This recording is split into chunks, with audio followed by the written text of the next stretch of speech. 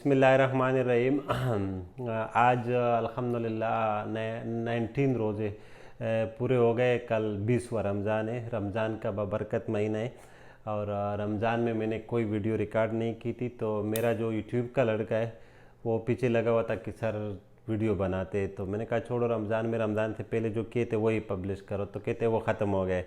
तो इसने टॉपिक लिखे थे, तो इस पे एक दो टॉपिक से उस पे वीडियो बनाएंगे।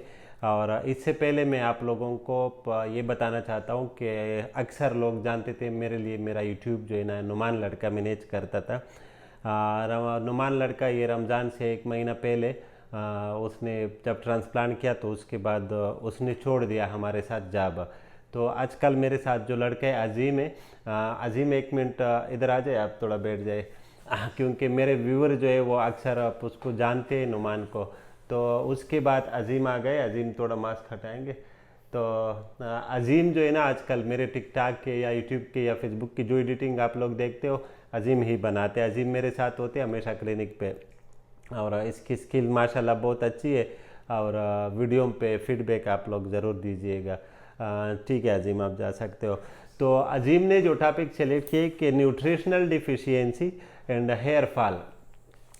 तो ये जो इसने किए थे वहाँ जो कमेंट्स का सेक्शन होते हैं वहाँ पे ये अक्सर देखते हैं, वहाँ से क्लाइंट ने क्वेश्चन किया होगा। इस टॉपिक पे मेरे ख्याल में मैं वीडियो बना चुका हूँ कि न्यूट्रिशनल डिफिशियंसी जब हो जाती है तो हेयर फॉल होता है। ये यूजुअली फीमेल में ज़्यादा होता है। फॉर एग्जांपल आयरन या विटामिन डी या इन चीज़ों की जब कमी हो जाती है तो उसके साथ हेयर फॉल होती है।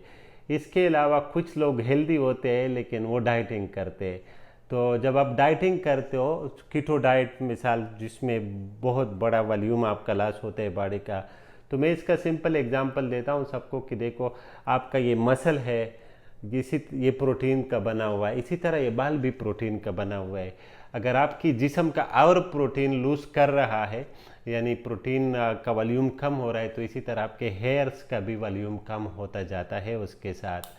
लेकिन यहाँ पे पॉइंट ये कि जिन लोगों को एंड्रोजेनिक एलोपेशिया यानी फैमिली हिस्ट्री होती हो या पहले से उसको हेयर फॉल की बीमारी हो, तो फिर उन लोगों का जो हेयर फॉल होता है वो इरिवर्सिबल होता है, यानी वो बाल दोबारा वापस फिर नहीं आते हैं।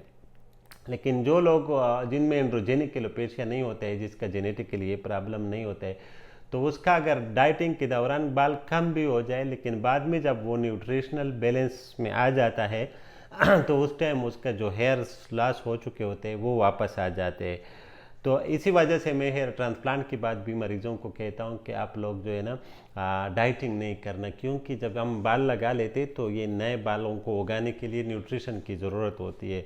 तो जब आप माल न्यूट्रिशन में होते हो तो आपके बाल ज़ाया होंगे। एक बात याद रखो कि हम बालों की गिरने का जो मसला होता है वो यंग जनरेशन में होता है।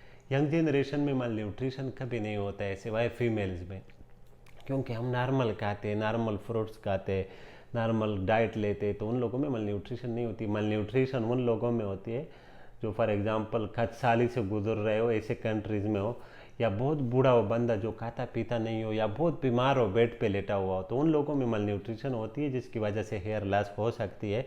और वो हेयर लॉस भी मैंने बता दिया कि दो टाइप्स की है, एक उसमें रिवर्सिबल है, एक इरिवर्सिबल है। जिन लोगों में एंड्रोजेनिक एलोपेशिया नहीं होता है उसके रिवर्स हो जाती है। जिन लोगों में एंड्रोजेनिक एलोपेशिया होता है, जेनेटिक प्रॉब्लम ये हेयर फॉल का होता है, तो उन लोगों के बाल डाइटिंग के साथ अगर लॉस हो जाए तो वो दोबारा वापस नहीं आते, फिर वो उसमें गंजापन में चले जाते हैं और आखिर में ट्रांसप्लांट ही होता है। तो इस वीडियो का मकसद ये था कि यानी न्यूट्रिशनल डिफिशियंसी की वजह से हेयर लॉस हो सकता है, लेकिन उसके टाइप्स मैंने बता दिए कि रिवर्सेबल एंड इरिवर्सेबल।